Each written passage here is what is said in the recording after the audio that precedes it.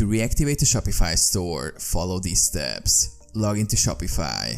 Access your Shopify admin dashboard by entering your login credentials. Access account settings. Navigate to settings and an account within your Shopify admin dashboard. Review store status. Check the status of your store. If it's inactive, you will see options to reactivate it.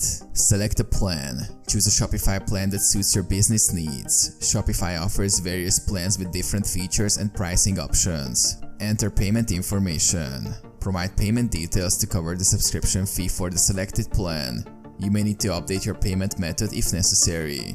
Confirm reactivation. Review the reactivation details and confirm your decision. Shopify will process your request and your store will be reactivated shortly. Check settings and configuration.